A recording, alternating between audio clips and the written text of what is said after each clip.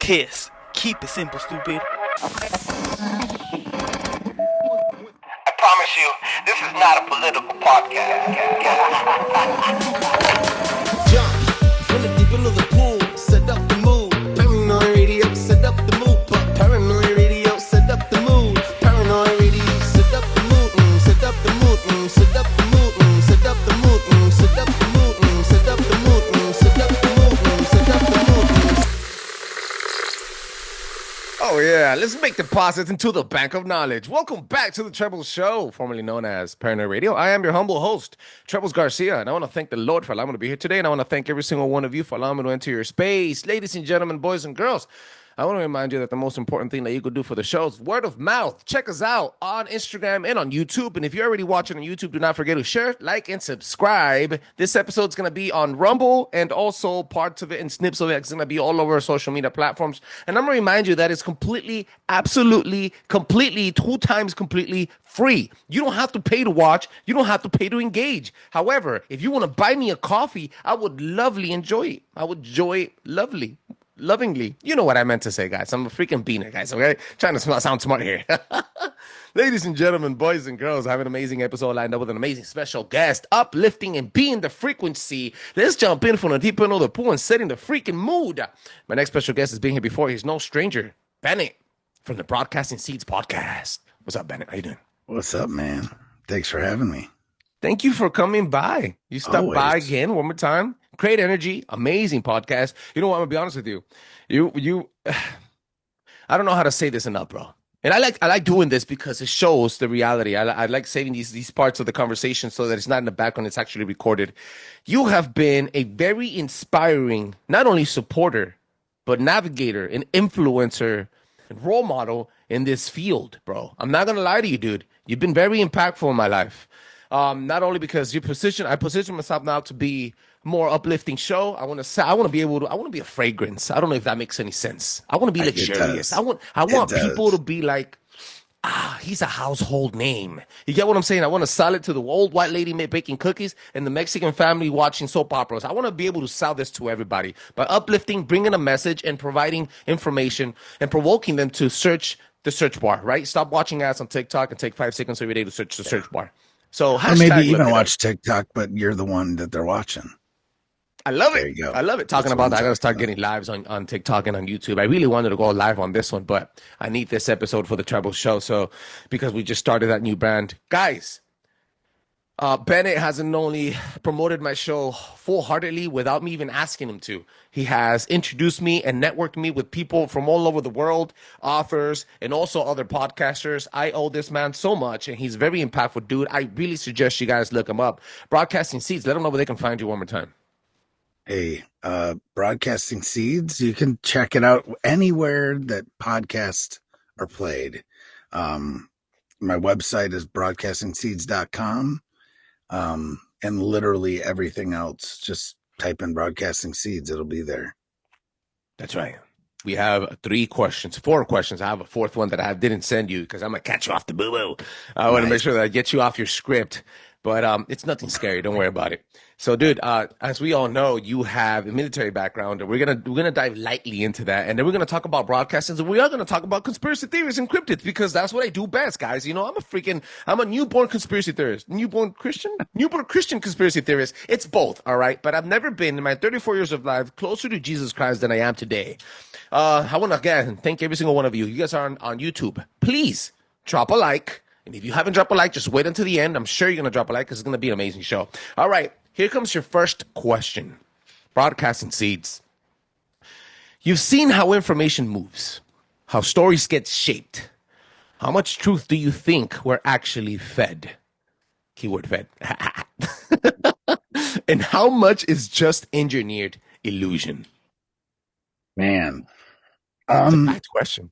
Yeah, but you know, I think we're fed just enough truth to keep us calm, right?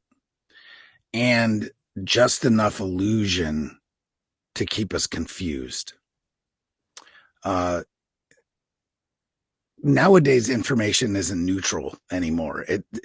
They weaponize it, right? As we've talked about, you and I have talked about plenty. it's not about informing you. It's about forming you. Woo! Okay. Right? Let me say that again. It's not about informing you. It's about forming you. I saw this firsthand in the military and then later in the media. I've been in this game for quite a while. Stories are built the same way that like military operations are. You find a target, you control the narrative, and never let the truth outpace the agenda. Okay? So when people ask me what's true, what I like to do is actually flip it back on them. And I want you to think about when you do this, who benefits from you believing it? Okay? Damn. That's the reason that I started broadcasting seeds. I don't want to tell people what to believe. I just want to hand them the shovel and then give them the courage to dig. Very well. That answers the question, I think. It does. It does answer the question faster than what I thought, man. I'm going to get my 2 cents in here. Informing you instead of forming you. People think that we're being programmed. It's conditioning from birth, bro. From everything. Yeah. It's raw molding you from the moment you're born. Mostly in developed countries. We have issues in this country. And we mentioned this before when you were on the show. Previously before. Issues that no other country has. We have issues of gender, of equality, of made up issues. We ran out of having issues, so we started creating issues. Yeah. And that's what we've been conditioned to do. We've been conditioned to live under anxiety and chaos every single time because they get the order out of the chaos. They present the problem and they sell you the solution. Present the problem and keyword, sell you the solution. So who is telling you what so that they can benefit? How are they benefiting? You might ask, well, Angel, you're a podcaster. How are you benefiting? I'm saying, I don't sell this to you. I told you guys, I don't. I'll take a coffee from you, but I'm not selling anything. As a matter of fact, I'm not even freaking sponsored. I'm affiliated only. And I say that very, very proudly. See what I'm saying? And I'm the better version of myself. And I've told you this before. I'm not here to scold you or tell you, hey, you know what? You have to read the Bible in this manner. I don't want you guys to. I want you guys to be closer and have an intimate relationship with Jesus Christ. I don't care if you're a freaking Mormon or this and that. As long as you're not hurting children and women or anybody else. You know, if you're walking a righteous path and you're actually very happy and you find peace, that's where you need to be, man. So again, very impactful. Second question, Bennett. You talk about energy, faith, and frequencies. So let's push it deeper. What truth have you found that really connects the spiritual with the conspiratorial? You're going to be like, everything. Everything. Everything. Oh, yeah. All right. So you've got, I'm thinking about this. So spiritual and conspiratorial, right? For me, I think the connection is that they're the same battlefield. All right. Whether it's propaganda or like demonic influence, both are designed to hijack what you believe. And the goal's kind of the same, to get you vibrating at fear instead of at faith.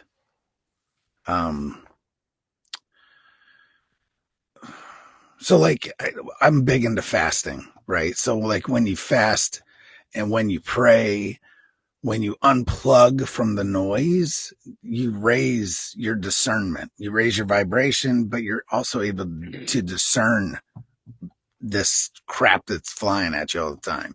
You literally become harder to manipulate. And that's spiritual warfare, and it's in the digital age, right? And that's where we're at. So the conspiratorial side wants control of your mind, right? The spiritual side, it wants freedom for your soul. So that's the fight that we're in. Most people don't even know that they're in a fight, frankly. Yeah, that's all that's coming to mind. I get it. I get it. I have a random question just popped into my head right now. Yeah. So again, thank you for your service, and for you still continue to do a service, believe it or not. Now that you walk more, I don't know if you were closer to Jesus when you were in the military, but No, I was did you? not. Trust me. Wow. Has it shaped your life after everything you've done?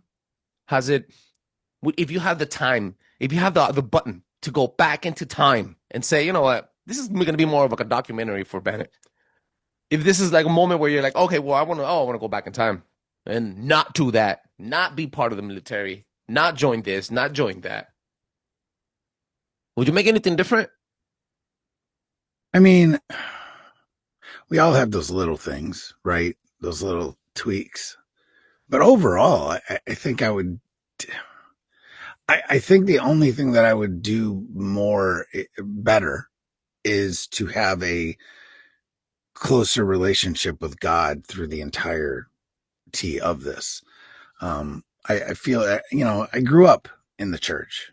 I grew up literally going to church every Sunday, but it was that cookie cutter church, right? Mm-hmm. And I was like an usher and the whole thing, like when I was a high school boy. And then like when I went to boot camp in the Marine Corps, I still went to church on Sundays. Part of the reason was because it's the only time we got to go anywhere, get out of the squad band. We didn't have drill instructors hovering over us yelling.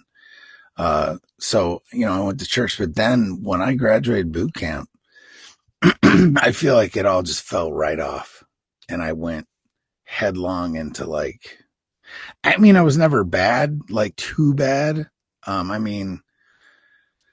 We all sin, we all do our things, right? But I definitely would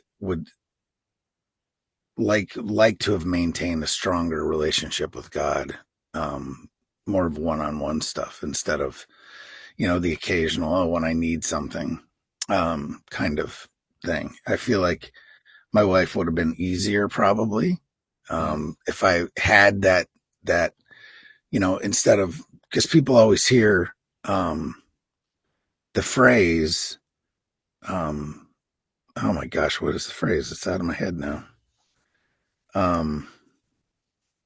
Like basically not thinking about it and putting your weight on him, right?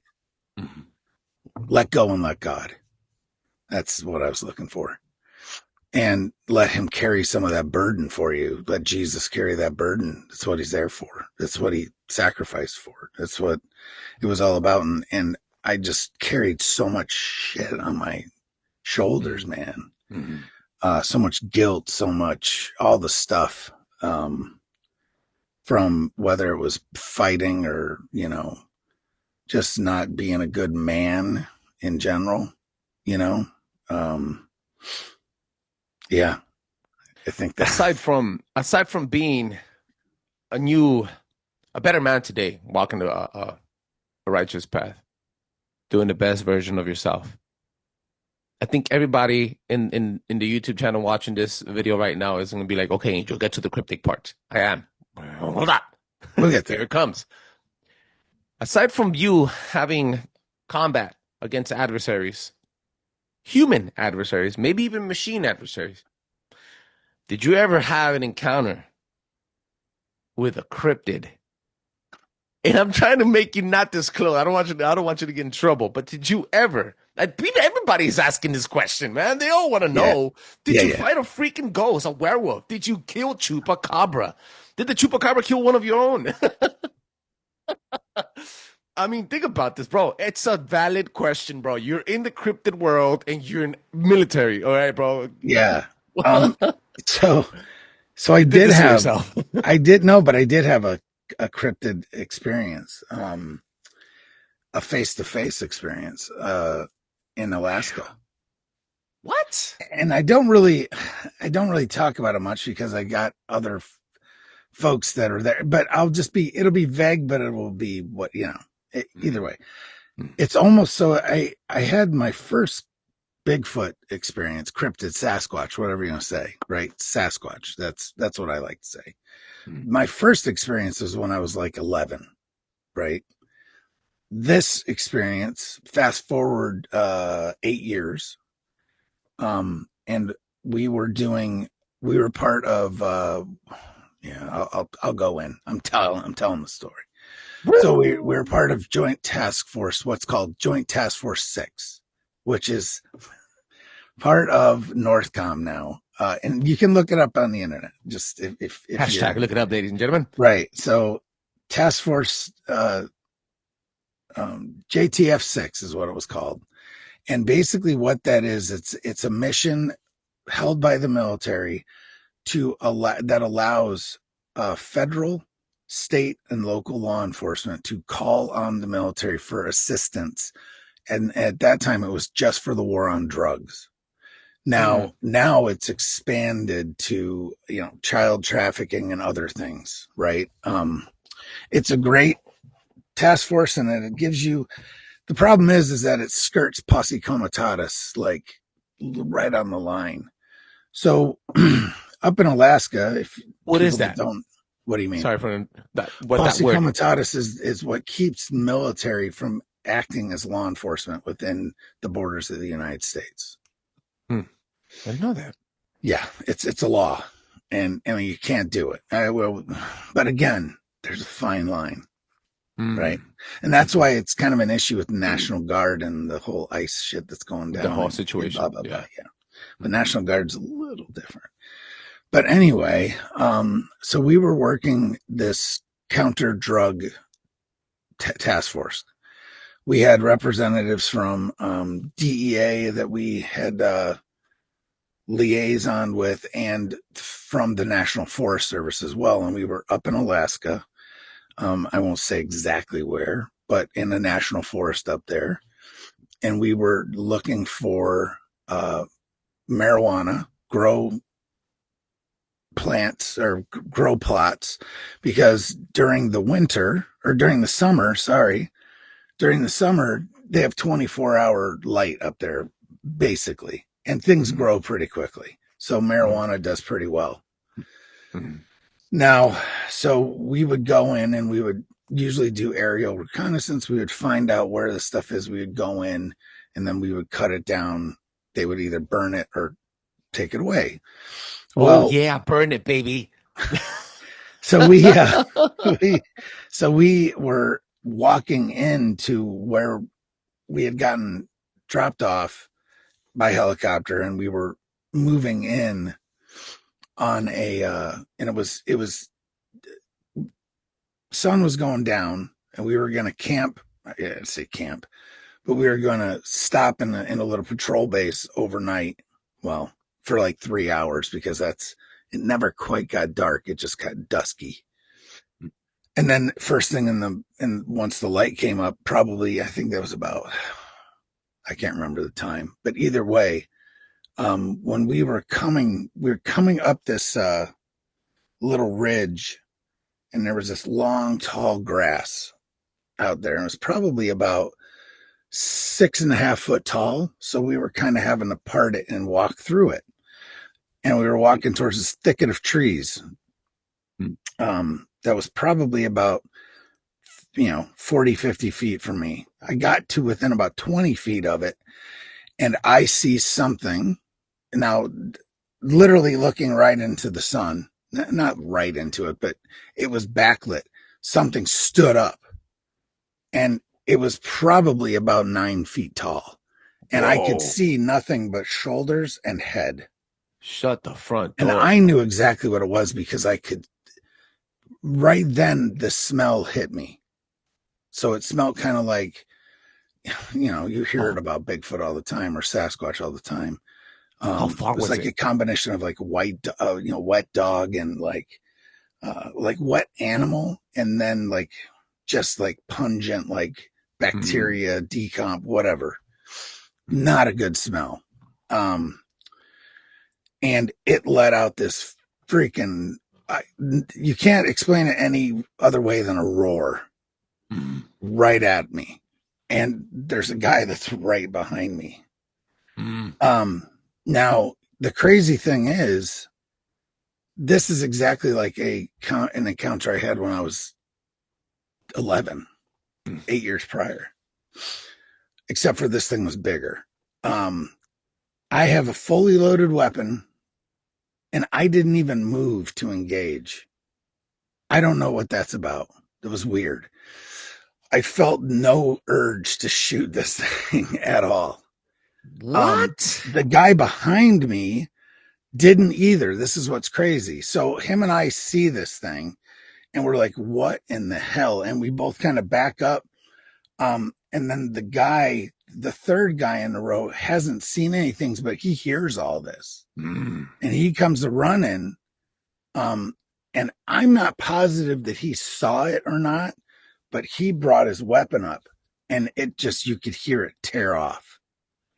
And it sounded like a freight train going through the forest.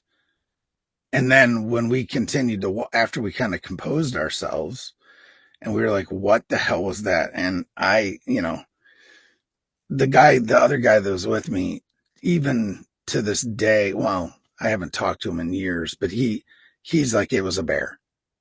And it was not a bear. I can tell you that 100%.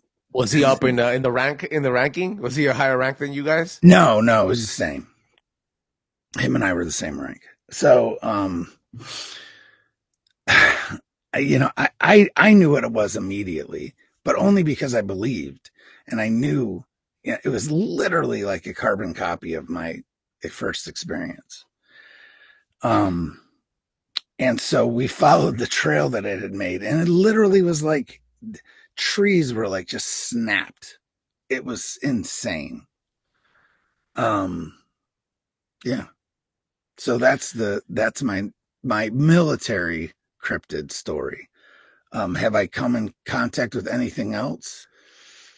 No, not that I can say off the top of my head that, no chupacabras, no Kandahar giants or anything like that. I never had any of those experiences. When you speak about, and you did the same thing. I caught onto it on the first time I had you on. When you speak about what you saw, you're animated, but you talk about it as if you believe in it, but deep inside, you have an explanation for it. Like you maybe it's the training you've had, maybe, but it's almost as if calm, serene. I don't know what it is.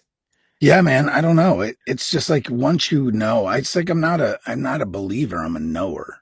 That's how I look at it, right? Another military.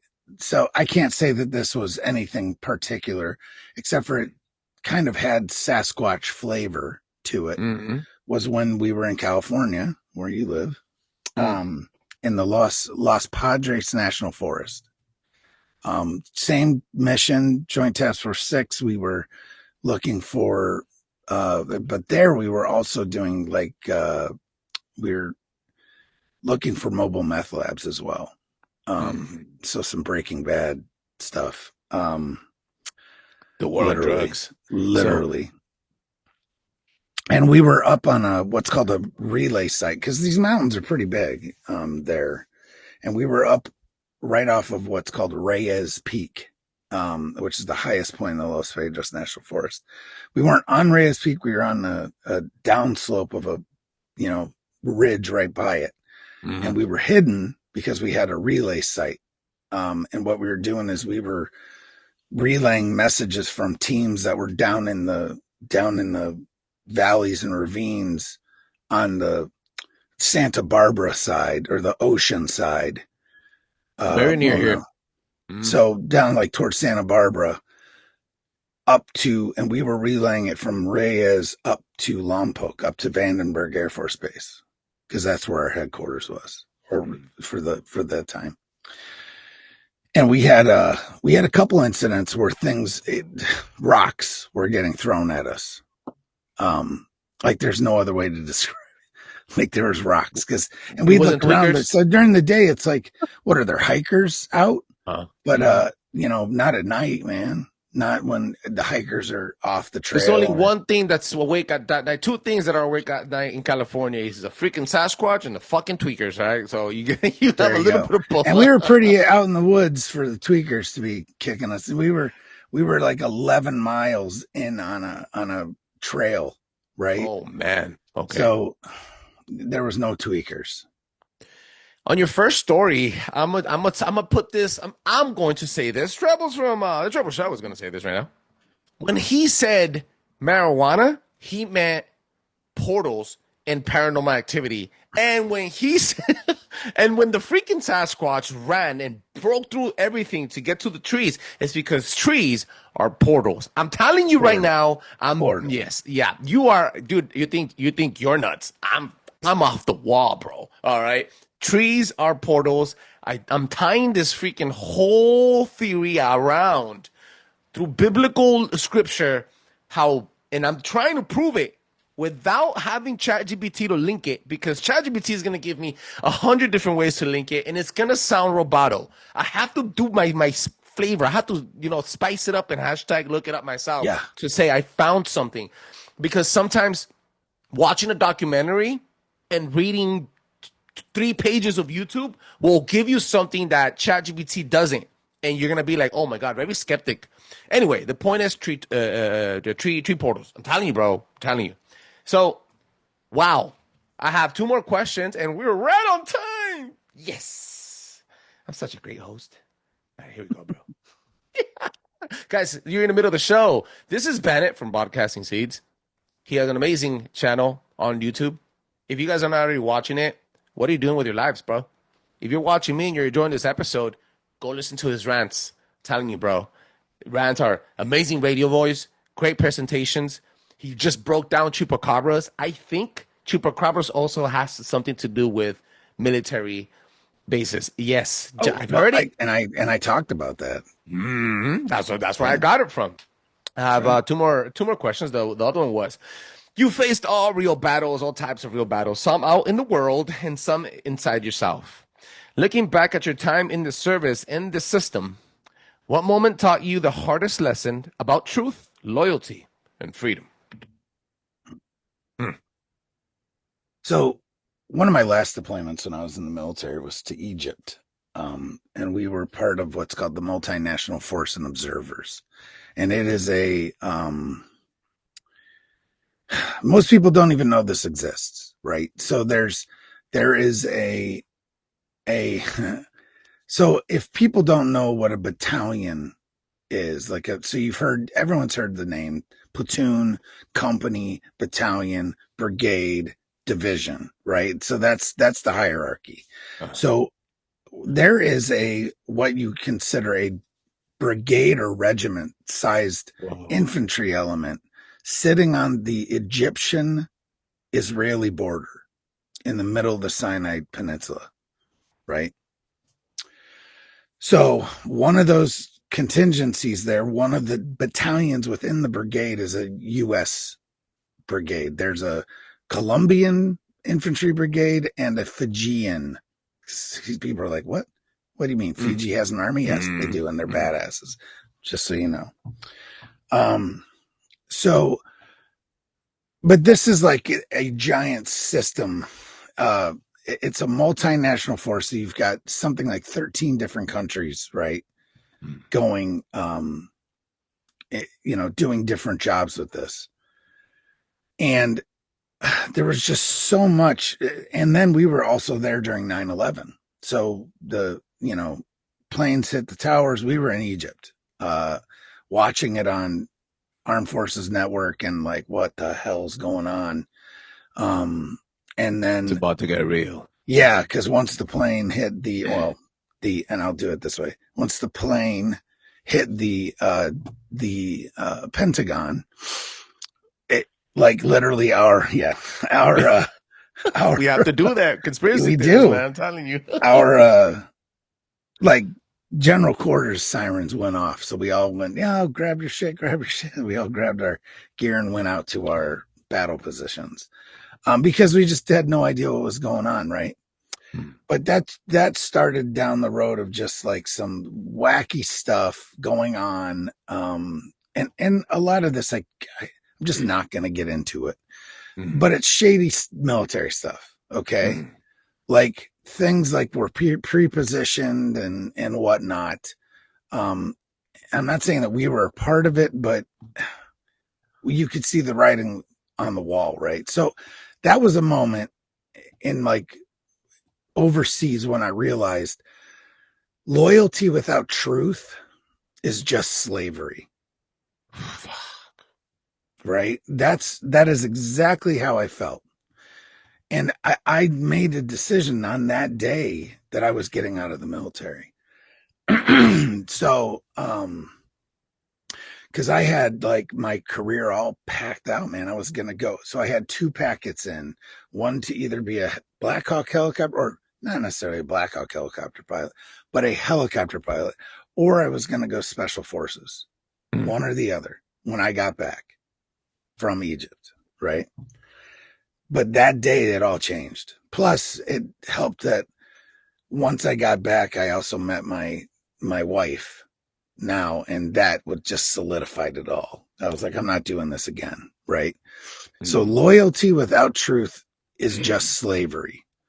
I mean, I saw good men destroyed by systems they thought were defending. Yeah, they thought they were defending. Right. So that shook me because I was one of them. I'd built my entire identity around service, around following orders, right? Damn. But the day came when I had to choose between the mission and my conscience. And that's when I understood freedom right there, period. And freedom isn't blind obedience, folks. Freedom is the courage to question what you've been told, even if it costs you everything, period. Right? So since then, I've tried to live by one rule, and it's never to serve a system that fears the truth, period. And that's what Broadcasting Seeds is all about. Philosophy. Telling you, man. You gotta go listen to his show, bro. Strong words. There's a lot of shit about looking in the mirror. I think almost every episode I turn into you looking in the mirror, like us as humans, right? With our minds and our hearts looking in the mirror at everything.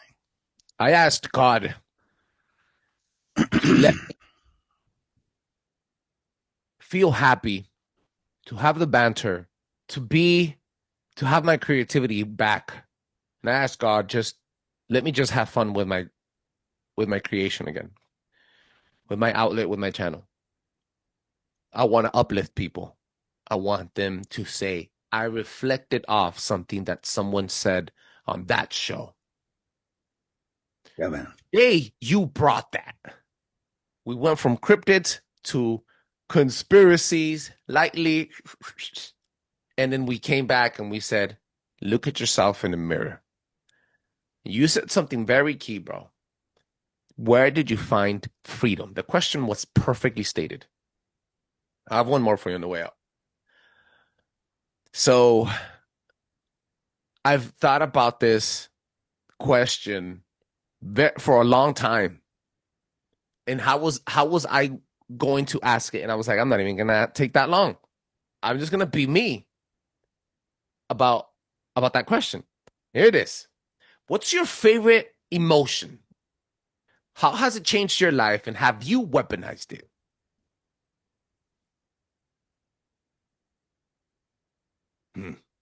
Yeah, I'd say my favorite emotion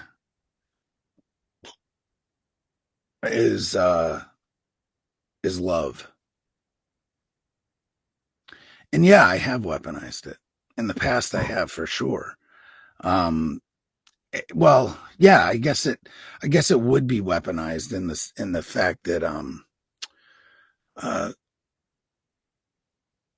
this is what I'm fighting for. It's my why.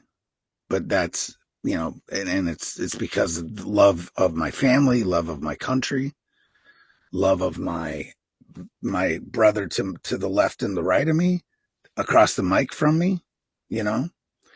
I'm a very loyal person, and when you're in the circle, bro,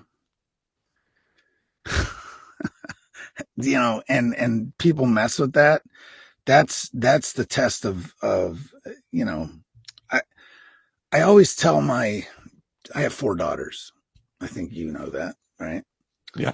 And one of the things I remember years ago when this is my oldest daughter. She's 30 now, but she had a boyfriend who was not a good dude per se. I mean, he's all right, but he wasn't like he wasn't going anywhere in my eyes, at least. And lo and behold, he hasn't done anything with his life, but but he's not with my daughter either. But I remember I looked him in his eyes one day and I scared the crap out of him.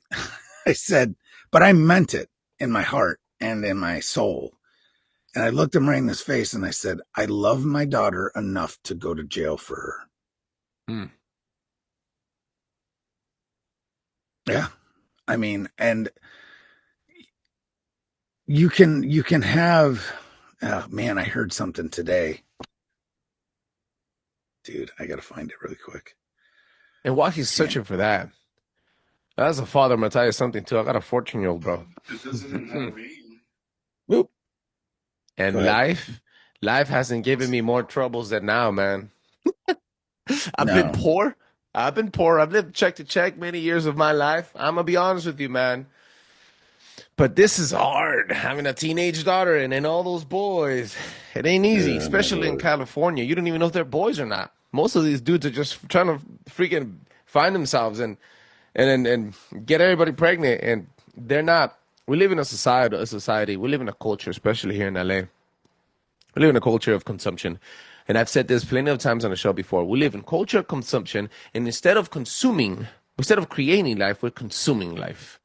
We've been conditioned from a young age. We've been informed. We've been formed, like you said today. We've been controlled, and we've been stuck in this hamster wheel of consumption for a very long time. Weaponized it against us, and then we get addicted to it. We get our children addicted to it, and in many instances, we never realize it. The Dodgers just won, and you saw how everybody reacted in the streets. We can't have nothing nice. We can't. And people ask me like, Angel, you live in LA. How could you not love the Dodgers? First of all, because I don't watch entertainment sports. It's not a sport if it's getting paid, to win. Breads and circus, man. It's in circus. And then you have people, as soon as they won, having riots in the middle of LA, attacking the same city that you're representing in the sports. And then you're attacking the cops using all those resources so that you don't get hurt with your wheelies and your fireworks, and you're turning and burning of the buses. And when your mom is dying and we don't have any cops, or there's too much traffic in the streets to go save your fucking dying mother, then you get pissed at the system. All of that was generated. It was perfectly placed because everybody forgot. All my people forgot. The people that voted for Trump religiously forgot that today you were supposed to go vote no on 50. So that your kids don't get taxed, so that we don't get taxed, so that we don't get stuck in this state of mind. I'm not trying to be a dickhead, and I'm not trying to sway you to vote but I am trying to tell you, maybe if you don't stop watching the fucking Dodgers, you would have noticed that today was a very important day for California, holding special elections unconstitutional. I'm telling you, bro, it's wild the way they designed it perfectly. Anyway, continue. Breads and circus. I can't find the thing I was looking for, so it's fine. Very powerful note. Bennett from the Broadcasting Seeds is a beautiful timed show. Bro, what's next for your show? Tell me. On the way out. Well, one of the things that we're trying to do now is, man, I've been posting every single day. I've been doing an episode every single day for about a week and a half now. Whoa. just because I'm trying it out. I'm just trying to see if I can do this. And then, so it's just, if you're not trying to change stuff up, you're not doing it right. So you got to throw stuff against the wall and see what sticks. So that's what I've been doing. But I mean, this is exactly what I do. I have guests on. I will never stop doing. I stopped doing it for a little while though. The solo episodes that are about 20 to 30 minutes long. I can't stop the research, and I can't find enough guests to talk about the stuff that I want to talk about. So I literally want to fill, I want to wake people up. I want them to realize, and I don't do it to necessarily to educate. People are like, why don't you talk about the, this, that, and the other thing? And it's like, because that's your job, man. I'm not going to spoon feed you everything. It's like I said earlier, I'll hand you the shovel, to dig out the rest. But that's what our show is about. It's just about planting those seeds in the mind so we can harvest later. Right. So other than that, man, I think maybe we'll start up a membership area soon, but everything seems easy, but it's just not. So it's extremely hard, especially in the niche that we're in. Ladies and gentlemen, boys and girls, that is Bennett from Broadcasting Seeds. Make sure you check them out. Drop a 5-star review on Apple Podcast. Wait, I almost forgot. Listener of the week today, this episode goes out to Tamayo. Tamayo, you have been lit on the comment section, sending me videos, liking, not liking, arguing, engaging. I love it. I love everything that you're bringing to the table. I love it. You know why? Because you're listening. You're engaged. You're looking it up. This episode goes out to you. To my on Instagram, thank you so much for the engagement. Thank you so much for the likes. Thank you so much for the banter. Thank you so much for the videos. Thank you so much for the personal engagement that you've had there. Mad love and respect. If you haven't already done so, ladies and gentlemen, drop a 5-star review on Apple Podcasts. Go to Apple Podcasts, guys. That's where the big base is at. Go to Apple Podcasts. If you have an iPhone, drop a 5-star review there. And if you're not on Apple Podcasts, I'm also on Pandora. I'm on YouTube Music. I am on iHeart. I am on Spreaker. I am on every single podcast platform, absolutely free. Drop a 5-star review on Apple Podcasts and on Spotify. That allows other people to enjoy the show as much as I enjoy making it. Peace. That was great, man.